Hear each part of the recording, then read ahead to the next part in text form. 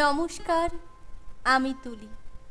আপনারা শুনছেন তুলির সাহিত্য সম্ভার। তুলির সাহিত্য সম্ভারের আজকের নিবেদন কথা সাহিত্যিক শরৎচন্দ্র চট্টোপাধ্যায়ের একাদশী বৈরাগী। গল্প পাঠ ও চরিত্র চিত্রণে আমি তুলি। প্রত্যেক শ্রোতা বন্ধুর কাছে আমার একান্ত অনুরোধ, আপনারা পুরো গল্পটা শুনে দয়া করে অবশ্যই জানাবেন আমার উপস্থাপনা আপনাদের কেমন লাগছে। চলুন শুরু করি আজকের গল্প একাদশী বৈরাগী। কালীদহ গ্রামটা ব্রাহ্মণ প্রধান স্থান। ইহার গোপাল মুখুজ্জের ছেলে অপূর্ব ছেলেবেলা হইতেই ছেলেদের মোড়ল ছিল। এবার সে যখন বছর ৫-৬ কলিকাতার মেসে থাকিয়া অনার্স সমেত বিএ পাশ করিয়া বাড়ি ফিরিয়া আসিল, তখন গ্রামের মধ্যে তাহার প্রসার প্রতিপত্তির আর অবধি রইল না। গ্রামের মধ্যে জীর্ণ শীর্ণ একটা হাই স্কুল ছিল। তাহার সমবয়সীরা ইতিমধ্যেই ইহাতেই পাঠ সাঙ্গ করিয়া সান্ধান্নিক ছাড়িয়া দিয়া 10 আনা 6 আনা চুল ছাঁটিয়া বসিয়াছিল। কিন্তু কলিকাতা প্রত্যাগত এই গ্র্যাজুয়েট ছোকরার মাথার চুল সমান করিয়া তাহারই মাঝখানে একখণ্ড নধর টিকির সংস্থান দেখিয়া শুধু ছোকরা কেন, তাহাদের বাবাদের পর্যন্ত বিস্ময়ে দাগ লাগিয়া গেল। শহরের সভা সমিতিতে যোগ দিয়া জ্ঞানী লোকদিগের বক্তৃতা শুনিয়া অপূর্ব সনাতন হিন্দুদের অনেক নিগূঢ় রহস্যের মর্মোদ্ভেদ করিয়া দেশে গিয়াছিল। এখন সঙ্গীদের মধ্যে ইহাই মুক্ত কণ্ঠে প্রচার করিতে লাগিল যে এই হিন্দু ধর্মের মতো এমন সনাতন ধর্ম আর নাই, কারণ ইহার প্রত্যেক ব্যবস্থাই বিজ্ঞানসম্মত।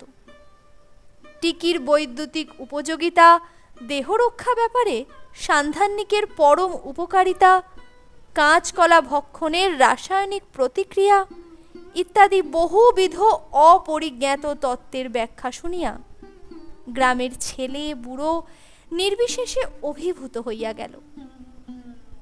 এবং তাহার ফল হইল এই যে অনতিকালের মধ্যেই ছেলেদের টিকি হইতে আরম্ভ করিয়া সন্ধ্যান্নিক, একাদশী, পূর্ণিমা ও গঙ্গা স্নানের ঘটায় বাড়ির মেয়েরাও হার মানিল। হিন্দু ধর্মের পুনরুদ্ধার, দেশোদ্ধার ইত্যাদির জল্পনা কল্পনায় যুবক মহলে একেবারে হৈ হৈ পড়িয়া গেল। বুড়ারা বলিতে লাগিল, হ্যাঁ, গোপাল মুখুজ্জের বরাত বটে। মা কমলারও যেমন সুদৃষ্টি, সন্তান জন্মিয়াছেও তেমনি। না হইলে আজকালকার কালে এতগুলো ইংরাজি পাশ করিয়াও এই বয়সে এমনই ধর্মে মতি গতি কয়টা দেখা যায়? সুতরাং দেশের মধ্যে অপূর্ব একটা অপূর্ব বস্তু হইয়া উঠিল। তাহার হিন্দু ধর্ম প্রচারিণী, ধূমপান নিবারণী ও দুর্নীতি দলনী এই তিনটা সভার আস্ফালনে গ্রামে চাষাভুষার দল পর্যন্ত সন্ত্রস্ত হইয়া উঠিল। 5 কড়ি তেওর তাড়ি খাইয়া তাহার স্ত্রীকে প্রহার করিয়াছিল শুনিতে পাইয়া অপূর্ব সদল বলে উপস্থিত হইয়া 5 কড়িকে এমনই শাসিত করিয়া দিল যে পরদিন 5 কড়ির স্ত্রী স্বামী লইয়া বাপের বাড়ি পলাইয়া গেল। ভগা কাওড়া অনেক রাত্রিতে বিল হইতে মাছ ধরিয়া বাড়ি ফিরিবার পথে গাঁজার ঝোঁকে নাকি বিদ্যাসুন্দরের মালিনীর গান গাহিয়া যাইতেছিল। ব্রাহ্মণ পাড়ার অবিনাশের কানে যাওয়ায় সে তার নাক দিয়া রক্ত বাহির করিয়া তবে ছাড়িয়া দিল। দুর্গাডমের 14-15 বছরের ছেলে বিড়ি খাইয়া মাঠে যাইতেছিল। অপূর্বর দলের ছোকরার চোখে পড়ায় সে তাহার পিঠের উপর সেই জ্বলন্ত বিড়ি চাপিয়া ধরিয়া ফোসকা তুলিয়া দিল। এমনি করিয়া অপূর্বর হিন্দু ধর্ম প্রচারিণী ও দুর্নীতা দলনী সভা ভানুমতির আম গাছের মতো সদ্য সদ্যই ফুলে ফলে কালীদহ গ্রামটাকে একেবারে আচ্ছন্ন করিয়া ফেলিল।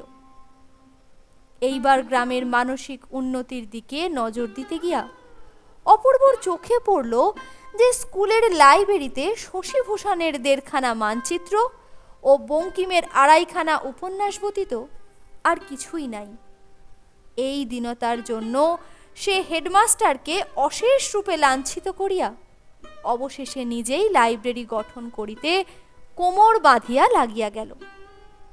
তাহার সভাপতিত্বে চাঁদার খাতা, আইন কানুনের তালিকা এবং পুস্তকের লিস্ট তৈরি হতে বিলম্ব হইল না। এতদিন ছেলেদের ধর্মপ্রচারের উৎসাহ গ্রামের লোকেরা কোনো মতে সহিয়াছিল, কিন্তু 2-1 দিনের মধ্যেই তাদের চাঁদা আদায়ের উৎসাহ গ্রামের ইতর ভদ্র গৃহস্থের কাছে এমনই ভয়াবহ হইয়া উঠিল যে খাতা বগলে ছেলে দেখিলেই তাহারা বাড়ির দরজা জানলা বন্ধ করিয়া ফেলিতে লাগিল। বেশ দেখা গেল গ্রামে ধর্মপ্রচার ও দুর্নীতি দলনের রাস্তা যতখানি চওড়া পাওয়া গিয়াছিল, লাইব্রেরির জন্য অর্থ সংগ্রহের পথ তাহার 1% প্রশস্ত নয়। অপূর্ব কি করিবে ভাবিতেছিল। এমন সময় হঠাৎ একটা ভারী সুরাহা চোখে পড়িল। স্কুলের অদূরে একটা পরিত্যক্ত পোড়া ভিটার প্রতি একদিন অপূর্বর দৃষ্টি আকৃষ্ট হইল। শোনা গেল ইহা একাদশী বৈরাগীর। অনুসন্ধান করিতে জানা গেল লোকটা কি একটা গর্হিত সামাজিক অপরাধ করায় গ্রামের ব্রাহ্মণেরা তাহার ধোপা, নাপিত, মুদি প্রভৃতি বন্ধ করিয়া বছর 10 পূর্বে উদ্বাস্তু করিয়া নির্বাসিত করিয়াছেন। এখন সে ক্রোশদুই উত্তরে বারুইপুর গ্রামে বাস করিতেছে। লোকটা নাকি টাকার কুমির, কিন্তু তাহার সাবেক নাম যে কি তাহা কেহই বলিতে পারে না। হাড়ি ফাটার ভয়ে বহুদিনের অব্যবহারের মানুষের স্মৃতি হইতে একেবারে লুপ্ত হইয়া গেছে। তদবধি এই একাদশী নামেই বৈরাগী মহাশয় সুপ্রসিদ্ধ। অপূর্ব তাল ঠুকিয়া কহিল, টাকার কুমির, সামাজিক কদাচার, তবে তো এই বেটাই লাইব্রেরির অর্ধেক ভার বহন করিতে বাধ্য, না হইলে সেখানেও ধোপা, নাপিত, মুদি বন্ধ। বারুইপুরের জমিদার তো দিদির মামা শ্বশুর। ছেলেরা মাতিয়া উঠিল এবং অবিলম্বে ডোনেশনের খাতায় বৈরাগীর নামের পিছনে একটা মস্ত অঙ্কপাত হইয়া গেল। একাদশীর কাছে টাকা আদায় করা হইবে, না হইলে অপূর্ব তাহার দিদির মামা শ্বশুরকে বলিয়া বারুইপুরেও ধোপা, নাপিত বন্ধ করিবে। সংবাদ পাইয়া রসিক স্মৃতিরত্ন লাইব্রেরির মঙ্গলার্থ উপযাজক হইয়া পরামর্শ দিয়া গেলেন যে বেশ একটু মোটা টাকা না দিলে মহাপাপী বেটা কালিদহে বাস্তু কি করিয়া রক্ষা করে দেখিতে হইবে, কারণ বাস না করিলেও এই বাস্তুভিটার উপর একাদশীর যে অত্যন্ত মমতা, স্মৃতিরত্নের তাহা অগোচর ছিল না। যেহেতু বছর 2 পূর্বে এই জমিটুকু খরিদ করিয়া নিজের বাগানের অঙ্গীভূত করিবার অভিপ্রায়ে সবিশেষ চেষ্টা করিয়াও তিনি সফল কাম হইতে পারেন নাই, তাহার প্রস্তাবে তখন একাদশী অত্যন্ত সাধু ব্যক্তির ন্যায় কানে আঙুল দিয়া বলিয়াছিল, এমন অনুমতি করবেন না ঠাকুর মশাই, ওই 1 ফোঁটা জমির বদলে ব্রাহ্মণের কাছে দাম নিতে আমি কিছুতেই পারব না। ব্রাহ্মণের সেবায় লাগবে, এ তো আমার 7 পুরুষের ভাগ্য। স্মৃতিরত্ন নিরতিশয় পুলকিত চিত্তে তাহার দেব দ্বিজে ভক্তি শ্রদ্ধার 1,00,000 কোটি সুখ্যাতি করিয়া অসংখ্য আশীর্বাদ করার পরে একাদশী করজোড়ে সবিনয়ে নিবেদন করিয়াছিল। কিন্তু এমনই পোড়া অদৃষ্ট ঠাকুরমশাই যে 7 পুরুষের ভিটে আমার কিছুতেই হাতছাড়া করবার জো নেই। বাবা মরণকালে মাথায় দিব্যি দিয়ে বলে গিয়েছিলেন, খেতেও যদি না পাস বাবা, বাস্তু ভিটা কখনো ছাড়িস নে, ইত্যাদি ইত্যাদি। সে আক্রোশ স্মৃতিরত্ন বিস্মৃত হন নাই। দিন 5 পরে একদিন সকালবেলা এই ছেলের দলটি 2 ক্রোশ পথ হাঁটিয়া একাদশীর সদরে আসিয়া উপস্থিত হইল। বাড়িটি মাটির, কিন্তু পরিষ্কার পরিচ্ছন্ন। দেখিলে মনে হয় লক্ষ্মীশ্রী আছে। অপূর্ব কিংবা তাহার দলের আর কেহ একাদশীকে পূর্বে কখনো দেখে নাই। সুতরাং চণ্ডীমণ্ডপে পা দিয়াই তাহাদের মন বিতৃষ্ণায় ভরিয়া গেল। এ লোক টাকার কুমিরই হোক আর হাঙরই হোক, লাইব্রেরির সম্বন্ধে যে পুঁটি মাছটির উপকারেও আসিবে না তাহা নিঃসন্দেহ। একাদশীর পেশা তেজারতি, বয়স 60-এর উপর গিয়াছে। সমস্ত দেহ যেমন শীর্ণ তেমনই শুষ্ক, কণ্ঠ ভরা তুলসীর মালা, দাড়ি গোঁফ কামানো। মুখখানার প্রতি চাহিলে মনে হয় না যে কোথাও ইহার লেশ মাত্র রসকস আছে।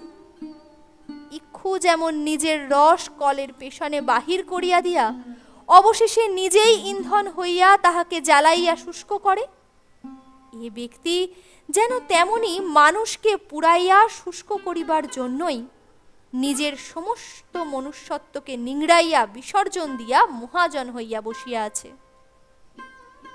তাহার শুধু চেহারা দেখিয়াই অপূর্ব মনে মনে দমিয়া গেল। চণ্ডীমণ্ডপের উপর ঢালা বিছানা, মাঝখানে একাদশী বিরাজ করিতেছে। তাহার সম্মুখে একটা কাঠের হাত বাক্স এবং এক পাশে থাক দেওয়া হিসাবের খাতাপত্র।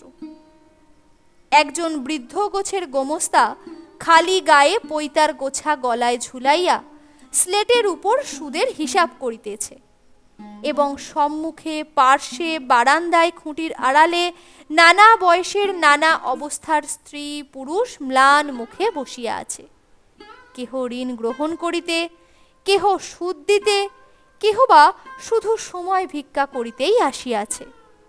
কিন্তু ঋণ পরিশোধের জন্য কেহ যে বসিয়াছিল তাহা কাহারও মুখ দেখিয়া মনে হইল না।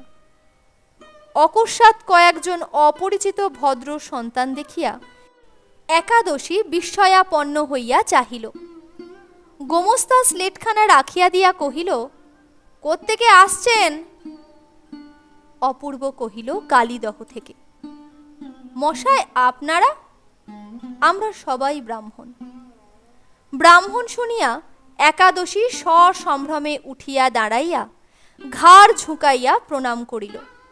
কহিল, বসতে আজ্ঞা হোক। সকলে উপবেশন করিলে একাদশী নিজেও বসিল। গোমস্তা প্রশ্ন করিল, আপনাদের কি প্রয়োজন? অপূর্ব লাইব্রেরির উপকারিতা সম্বন্ধে সামান্য একটু ভূমিকা করিয়া চাঁদার কথা পাড়িতে গিয়া দেখিল একাদশীর ঘাড় আর একদিকে ফিরিয়া গিয়াছে। সে খুঁটির আড়ালের স্ত্রীলোকটিকে সম্বোধন করিয়া কহিতেছে, তুমি কি খেপে গেলে হারুর মা? সুদ তো হয়েছে কুললে 7 টাকা 2 আনা। যদি 2 আনাই ছাড় করে নেবে, তার চেয়ে আমার গলায় পা দিয়ে জিভ বের করে মেরে ফেললে না কেন? তাহার পরে উভয়ে এমনই ধস্তাধস্তি শুরু করিয়া দিল যেন 2 আনা পয়সার উপরেই তাহাদের জীবন নির্ভর করিতেছে। কিন্তু হারুর মাও যেমন স্থির সংকল্প, একাদশীও তেমনি অটল। দেরি হইতেছে দেখিয়া অপূর্ব উভয়ে বাগবিতণ্ডার মাঝখানেই বলিয়া উঠিল, আমাদের লাইব্রেরির কথাটা। একাদশী মুখ ফিরাইয়া বলিল, আজ্ঞে এই যে শুনি। হাঁ রে নফর, তুই কি আমাকে মাথায় পা দিয়ে ডুবোতে চাস রে? সে 2 টাকা এখনো শোধ দিলি নে, আবার 1 টাকা চাইতে এসেছিস কোন লজ্জায় শুনি? বলি, সুদ টুদ কিছু এনেছিস? নফর ট্যাগ খুলিয়া 1 আনা পয়সা বাহির করিতেই একাদশী চোখ রাঙাইয়া কহিল, 3 মাস হয়ে গেল না রে, আর 2 পয়সা কই? নফর হাত জোড় করিয়া বলিল, আর নেই কর্তা, ধারার পর কত হাতে পায়ে পড়ে পয়সা 4টি ধার করে আনছি, বাকি 2 পয়সা আসছে হাটবারেই দিয়ে যাব। একাদশী গলা বাড়াইয়া দেখিয়া বলিল, দেখি তোর ওদিকের ট্যাঁকটা। নফর বাঁদিকের ট্যাঁকটা দেখাইয়া অভিমান ভরে কহিল, দুটো পয়সার জন্য মিছে কথা কইব কর্তা? যে শালা পয়সা এনেও তোমাদের ঠকায় তার মুখে পোকা পড়ুক, এই বলে দিলুম। একাদশী তীক্ষ্ণ দৃষ্টিতে চাহিয়া কহিল, তুই 4টে পয়সা ধার করে আনতে পারলি, আর দুটো এমনি ধার করতে পারলি নে? নফর রাগিয়া কহিল, মায়েরই দিলাসা করলুম না কর্তা, মুখে পোকা পড়ুক। অপূর্বর গা জ্বলিয়া যাইতেছিল। সে আর সহ্য করিতে না পারিয়া বলিয়া উঠিল, আচ্ছা লোক তুমি মশায়। একাদশী একবার চাহিয়া দেখিল মাত্র, কোনো কথা কহিল না। পরাণ বাগদি সম্মুখের উঠান দিয়া যাইতেছিল। একাদশী হাত নাড়িয়া ডাকিয়া কহিল, পরাণ, নফরার কথাটা একবার খুলে দেখতো রে, পয়সা দুটো বাঁধা আছে নাকি? পরাণ উঠিয়া আসিতেই নফর রাগ করিয়া তাহার কাছার খুঁটে বাঁধা পয়সা দুটো খুলিয়া একাদশীর সম্মুখে ছুঁড়িয়া ফেলিয়া দিল। একাদশী এই বেয়াদবিতে কিছু মাত্র রাগ করিল না। গম্ভীর মুখে পয়সা 6টা বাক্সে তুলিয়া রাখিয়া গোমস্তাকে কহিল, ঘোষাল মশাই, নফরার নামে সুদ আদায় জমা করে নেন। হ্যাঁ রে, 1টা টাকা কি আবার করবি রে? নফর কহিল, আবশ্যক না হলেই কি এছি মশাই? একাদশী কহিল, 8 আনা নিয়ে যা না, গোটা টাকা নিয়ে গেলেই তো 9-6 করে ফেলবি রে। তারপরে অনেক ঘষা মাজা করিয়া নফর মোড়ল 12 আনা পয়সা কর্য করিয়া প্রস্থান করিল। বেলা বাড়িয়া উঠিতেছিল। অপূর্বর সঙ্গী অনাথ চাঁদার খাতাটা একাদশীর সম্মুখে নিক্ষেপ করিয়া কহিল, যা দেবেন দিয়ে দিন মশাই, আমরা আর দেরি করতে পারিনি। একাদশী খাতাটা তুলিয়া লইয়া প্রায় 15 মিনিট ধরিয়া আগা গোড়া তন্ন তন্ন করিয়া নিরীক্ষণ করিয়া শেষে একটা নিঃশ্বাস ফেলিয়া খাতাটা ফিরাইয়া দিয়া বলিল, আমি বুড়ো মানুষ, আমার কাছে আবার চাঁদা কেন? অপূর্ব কোনো মতে রাগ সামলাইয়া কহিল, বুড়ো মানুষ টাকা দেবে না তো কি ছোট ছেলেতে টাকা দেবে? তারা পাবে কোথায় শুনি?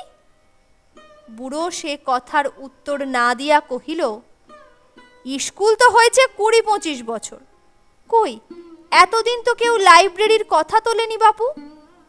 তা যাক, এ তো আর মন্দ কাজ নয়, আমাদের ছেলেপুলে বই পড়ুক আর না পড়ুক, আমার গাঁয়ের ছেলেরাই পড়বে তো, কি বলো ঘোষাল মশাই? ঘোষাল ঘাড় নাড়িয়া কি যে বলিল বোঝা গেল না। একাদশী কহিল, তা বেশ, চাঁদা দেব আমি, একদিন এসে নিয়ে যাবেন 4 আনা পয়সা। কি বলো ঘোষাল? এর কমে আর ভালো দেখায় না।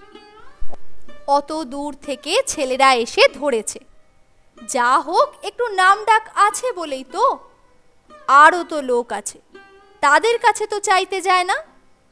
কি বলো হে? ক্রোধে অপূর্বর মুখ দিয়া কথা বাহির হইল না। অনাথ কহিল, এই 4 আনার জন্যে আমরা এত দূরে এসেছি, তাও আবার আর একদিন এসে নিয়ে যেতে হবে? একাদশী মুখে একটা শব্দ করিয়া মাথা নাড়িয়া নাড়িয়া বলিতে লাগিল, দেখলেন তো অবস্থা, 6টা পয়সা হকে সুদে আদায় করতে করতে বেটাদের কাছে কি ছেঁচড়াপনাই না করতে হয়। এই পাটটা বিক্রি হয়ে না গেলে আর চাঁদা দেবার সুবিধে। অপূর্বর রাগে ঠোঁট কাঁপিতে লাগিল, বলিল, সুবিধে হবে এখানেও ধোপা নাপিত বন্ধ হলে।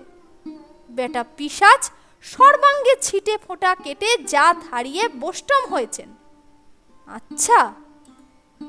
বিপিন উঠিয়া দাঁড়াইয়া একটি আঙুল তুলিয়া শাসাইয়া কহিল, বারুইপুরের রাখালদাস বাবু আমাদের কুটুম্ব, মনে থাকে যেন বৈরাগী। বুড়া বৈরাগী এই অভাবনীয় কাণ্ডে হতবুদ্ধি হইয়া চাহিয়া রহিল। বিদেশি ছেলেদের অকস্মাৎ এত ক্রোধের হেতু সে কিছুতেই বুঝিতে পারিল না। অপূর্ব বলিল, গরিবের রক্ত শুষে সুদ খাওয়া তোমার বার করব, তবে ছাড়ব। নফর তখনও বসিয়াছিল। তাহার কাছায় মাথা পয়সা দুটো আদায় করার রাগে মনে মনে ফুলিতেছিল। সে কহিল, যা কইলেন কর্তা তা ঠিক, বৈরাগী তো নয়, পিচেস। চোখে দেখলেন তো কি করে মোর পয়সা দুটো আদায় নিলে। বুড়োর লাঞ্ছনায় উপস্থিত সকলেই মনে মনে নির্মল আনন্দ উপভোগ করিতে লাগিল। তাহাদের মুখের ভাব লক্ষ্য করিয়া বিপিন উৎসাহিত হইয়া চোখ টিপিয়া বলিয়া উঠিল, তোমরা তো ভেতরের কথা জানো না, কিন্তু আমাদের গাঁয়ের লোক আমরা সব জানি। কি গো বুড়ো, আমাদের গাঁয়ে কেন তোমার ধোপা নাপতে বন্ধ হয়েছিল বলবো? খবরটা পুরাতন, সবাই জানিত। একাদশী সদগোপের ছেলে, যাতে বৈষ্ণব নহে। তাহার একমাত্রেয় বৈমাত্রেয় ভগিনী প্রলোভনে পড়িয়া কুলের বাহির হইয়া গেল। একাদশী অনেক দুঃখে অনেক অনুসন্ধানে তাহাকে ঘরে ফিরাইয়া আনে। কিন্তু এই কদাচারে গ্রামের লোক বিস্মিত ও অতিশয় ক্রুদ্ধ হইয়া উঠে। তথাপি একাদশী মা বাপ মরা ওই বৈমাত্রেয় ছোট বোনটিকে কিছুতেই পরিত্যাগ করিতে পারে নাই। সংসারে তাহার আর কেহ ছিল না। ইহাকেই সে শিশুকাল হইতে কোলে পিঠে করিয়া মানুষ করিয়াছিল, তাহার ঘটা করিয়া বিবাহ দিয়াছিল। আবার অল্প বয়সে বিধবা হইয়া গেল, দাদার ঘরেই সে আদর যত্নে ফিরিয়া আসিয়াছিল। বয়স এবং বুদ্ধির দোষে এই ভগিনীর এত বড় পদস্খলনে বৃদ্ধ কাঁদিয়া ভাসাইয়া দিল। আহার নিদ্রা ত্যাগ করিয়া গ্রামে গ্রামে শহরে শহরে ঘুরিয়া অবশেষে যখন তাহার সন্ধান পাইয়া তাহাকে ঘরে ফিরাইয়া আনিল, তখন গ্রামের লোকের নিষ্ঠুর অনুশাসন মাথায় তুলিয়া লইয়া তাহার এই লজ্জিতা একান্ত অনুতপ্তা দুর্ভাগিনী ভগিনীটিকে আবারও গৃহের বাহির করিয়া দিয়া নিজে প্রায়শ্চিত্ত করিয়া যাতে উঠিতে একাদশী কোনো মতেই রাজি হইতে পারিল না। অতঃপর গ্রামে তাহার ধোপা নাপিত মুদি প্রভৃতি বন্ধ হইয়া গেল। একাদশী নিরুপায় হইয়া ভেক লইয়া বৈষ্ণব হইয়া এই বারুইপুরে পলাইয়া আসিল। কথাটা সবাই জানিত, তথাপি আর একজনের মুখ হইতে আর একজনের কলঙ্ক কাহিনীর মাধুর্যটা উপভোগ করিবার জন্য সবাই উদ্গ্রীব হইয়া উঠিল। কিন্তু একাদশী লজ্জায় ভয়ে একেবারে জড়সড় হইয়া গেল। তাহার নিজের জন্য নয়, ছোট বোনটির জন্য। প্রথম যৌবনের অপরাধ গৌরীর বুকের মধ্যে গভীর ক্ষতের সৃষ্টি করিয়াছিল। আজও যে তাহা তেমনি আছে, তিলার্ধও শুষ্ক হয় নাই, বৃদ্ধ তাহা ভালো রূপেই জানিত। পাছে বিন্দু মাত্র ইঙ্গিত তাহার কানে গিয়া সেই ব্যথা আলোড়িত হইয়া ওঠে, এই আশঙ্কায় একাদশী বিবর্ণ মুখে নিঃশব্দে চাহিয়া রহিল। তাহার এই সকরুণ দৃষ্টির নীরব মিনতি আর কাহারও চক্ষে পড়িল না। কিন্তু অপূর্ব হঠাৎ অনুভব করিয়া বিস্ময়ে অবাক হইয়া গেল। বিপিন বলিতে লাগিল, আমরা কি ভিখিরি যে 2 ক্রোশ পথ হেঁটে এই রৌদ্রে 4 গণ্ডা পয়সা ভিক্ষা চাইতে এসেছি? তাও আবার আজ নয়, কবে ওর কোন খাতের পাট বিক্রি হবে সেই খবর নিয়ে আমাদের আর একদিন হাঁটতে হবে, তবে যদি বাবুর দয়া হয়। কিন্তু লোকের রক্ত শুষে সুদ খাও বুড়ো, মনে করেছ জোঁকের গায়ে জোঁক বসে না? আমি এখানেও না তোমার হাঁড়ির হাল করি তো আমার নাম বিপিন ভট্টাচার্যই নয়। ছোট জাতের পয়সা হয়েছে বলে চোখে কানে আর দেখতে শুনতে পাও না। চল হে অপূর্ব, আমরা যাই, তারপরে যা জানি করা যাবে। বলিয়া সে অপূর্বর হাত ধরিয়া টান দিল। বেলা 11টা বাজিয়া গিয়াছিল। বিশেষত এতটা পথ হাঁটিয়া আসিয়া অপূর্বর অত্যন্ত পিপাসা বোধ হওয়ায় কিছুক্ষণ পূর্বে চাকরটাকে সে জল আনিতে বলিয়া দিয়াছিল। তাহার পর কলহ বিবাদে সে কথা তার মনে ছিল না। কিন্তু তাহার তৃষ্ণার জল এক হাতে এবং অন্য হাতে রেকাবিতে গুটি কয়েক বাতাসা লইয়া একটি ২৭-২৮ বছরের বিধবা মেয়ে পাশের দরজা ঠেলিয়া ভিতরে প্রবেশ করিতে তাহার জল চাওয়ার কথা স্মরণ হইল। গৌরীকে ছোট জাতের মেয়ে বলিয়া কিছুতেই মনে হয় না। পরনে গরদের কাপড়, স্নানের পর বোধ করি এই মাত্র আহ্নিক করিতে বসিয়াছিল। ব্রাহ্মণ জল চাহিয়াছে, চাকরের কাছে সে কথা শুনিয়া সে আহ্নিক ফেলিয়া ছুটিয়া আসিয়াছে। কহিল, আপনাদের কে জল চেয়েছিলেন যে? বিপিন কহিল, পাটের শাড়ি পরে এলেই বুঝি তোমার হাতে জল খাবো আমরা? অপূর্ব, ইনি সেই বিদ্যেধরী হে। চক্ষের নিমেষে মেয়েটির হাত হইতে বাতাসা রেকাবটা ঝনাত করিয়া নিচে পড়িয়া গেল এবং সেই অসীম লজ্জা চোখে দেখিয়া অপূর্ব নিজেই লজ্জায় মরিয়া গেল। সক্রোধে বিপিনকে একটা কনুইয়ের গুঁতো মারিয়া কহিল, এসব কি বাঁদরামি হচ্ছে? কাণ্ডজ্ঞান নেই? বিপিন পাড়া গাঁয়ের মানুষ, কলহের মুখে অপমান করিতে নর নারী ভেদাভেদ জ্ঞান বিবর্জিত নিরপেক্ষ বীর পুরুষ। সে অপূর্বর খোঁচা খাইয়া আরো নিষ্ঠুর হইয়া উঠিল। চোখ রাঙাইয়া হাঁকিয়া কহিল, কেন, মিছে কথা বলছি নাকি?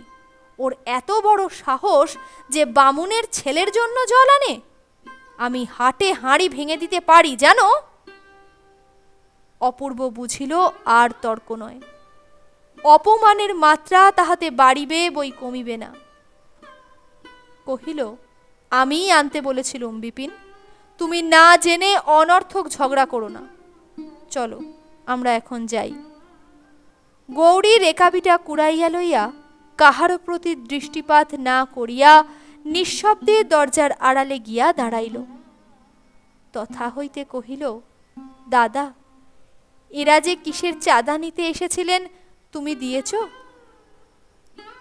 একাদশী এতক্ষণ পর্যন্ত বিয়হলের ন্যায় বসিয়াছিল।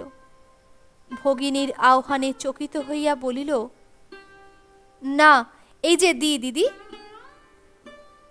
অপূর্বর প্রতি চাহিয়া হাত জোড় করিয়া কহিল, বাবু মশাই, আমি গরিব মানুষ, 4 আনাই আমার পক্ষে ঢের, দয়া করে নিন। বিপিন পুনরায় কি একটা কড়া জবাব দিতে উদ্যত হইয়াছিল। অপূর্ব ইঙ্গিতে তাহাকে নিষেধ করিল, কিন্তু এত কাণ্ডের পর সেই 4 আনার প্রস্তাবে তাহার নিজেরও অত্যন্ত ঘৃণাবোধ হইল এবং আত্মসংবরণ করিয়া কহিল, থাক বৈরাগী, তোমায় কিছু দিতে হবে না।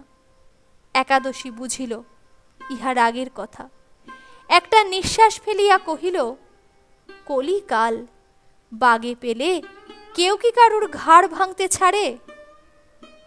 দাও ঘোষাল মশাই, 5 গন্ডা পয়সাই খাতায় খরচ লেখো। কি আর করব বলো? বলিয়া বৈরাগী পুনরায় একটা দীর্ঘ নিঃশ্বাস মোচন করিল। তাহার মুখ দেখিয়া অপূর্বর এবার হাসি পাইল। এই কুশিতজীবী বৃদ্ধের পক্ষে 4 আনার এবং 5 আনার মধ্যে কত বড় যে প্রকাণ্ড প্রভেদ তাহা সে মনে মনে বুঝিল। মৃদু হাসিয়া কহিল, থাক বৈরাগী, তোমায় আর দিতে হবে না, আমরা 4-5 আনা পয়সা নিই নে। আমরা চললুম। কি জানি কেন অপূর্ব একান্ত আশা করিয়াছিল এই 5 আনার বিরুদ্ধে দ্বারের অন্তরাল হইতে অন্তত একটা প্রতিবাদ আসিবে। তাহার অঞ্চলের প্রান্তটুকু তখনও দেখা যাইতেছিল, কিন্তু সে কোনো কথা কহিল না।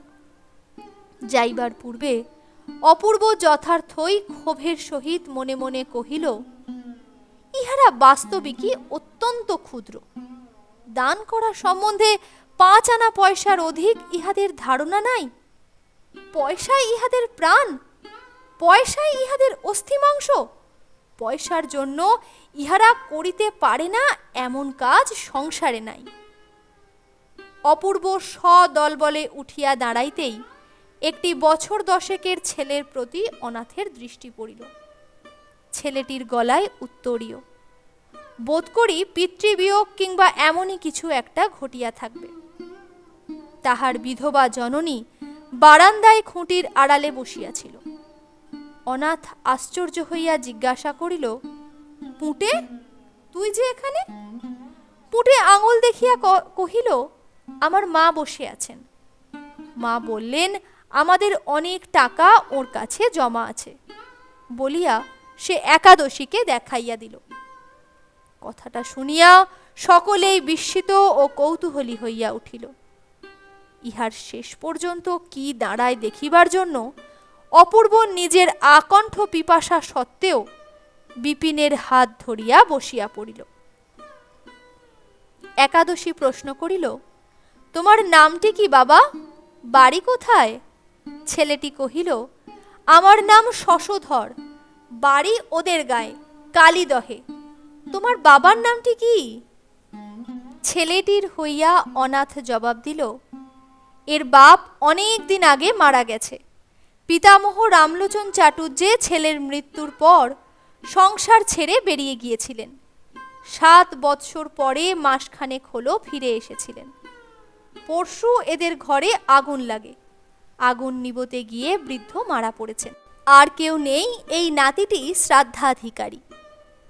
কাহিনী শুনিয়া সকলে দুঃখ প্রকাশ করিল। শুধু একাদশী চুপ করিয়া রহিল। একটু পরেই প্রশ্ন করিল, টাকার হাতচিটা আছে? যাও, তোমার মাকে জিজ্ঞাসা করে এসো। ছেলেটি জিজ্ঞাসা করিয়া আসিয়া কহিল, কাগজপত্র কিচ্ছু নেই, সব পুড়ে গেছে। একাদশী প্রশ্ন করিল, কত টাকা?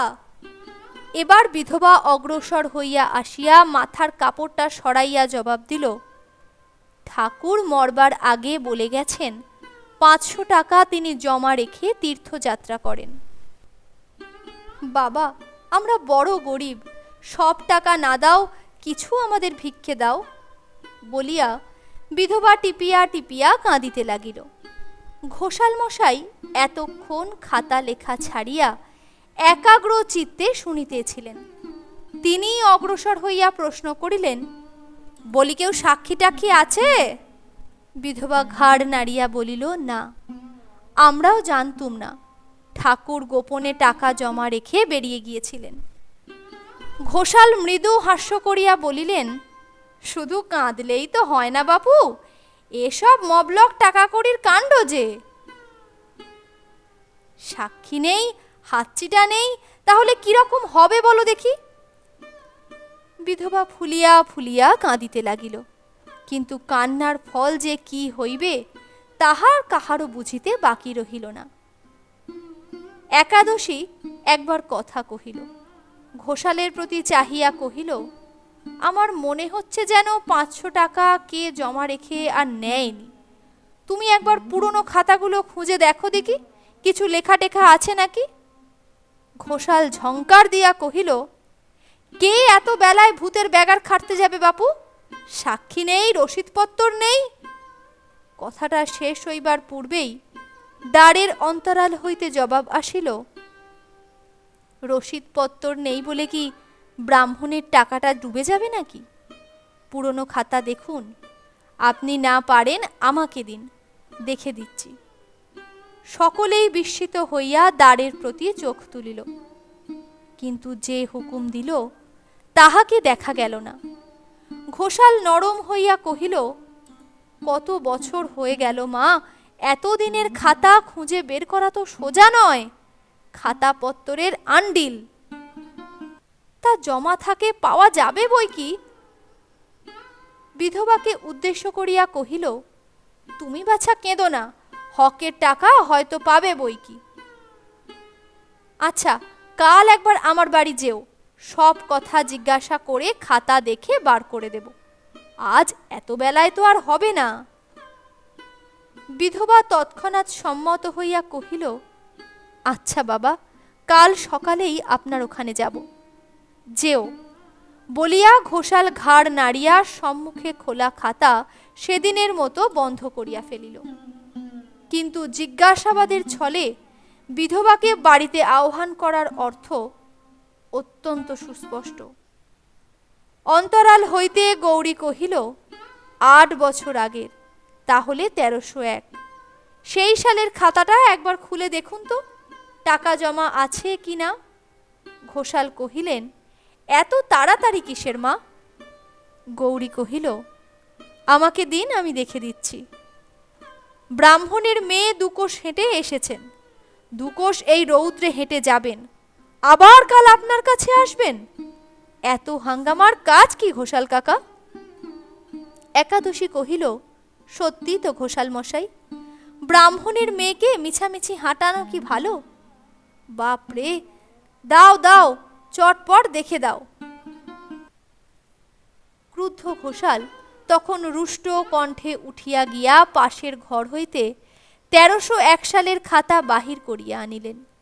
মিনিট 10 পাতা উল্টাইয়া হঠাৎ ভয়ানক খুশি হইয়া বলিয়া উঠিলেন, বাহ, আমার গৌরী মায়ের কি সূক্ষ্ম বুদ্ধি, ঠিক 1 সালের খাতাতেই জমা পাওয়া গেল। এই যে রামলোচন চাটুর্যের জমা 500। একাদশী কহিল, দাও, চটপট সুদটা কষে দাও ঘোষাল মশাই। ঘোষাল বিস্মিত হইয়া কহিল, আবার সুদ?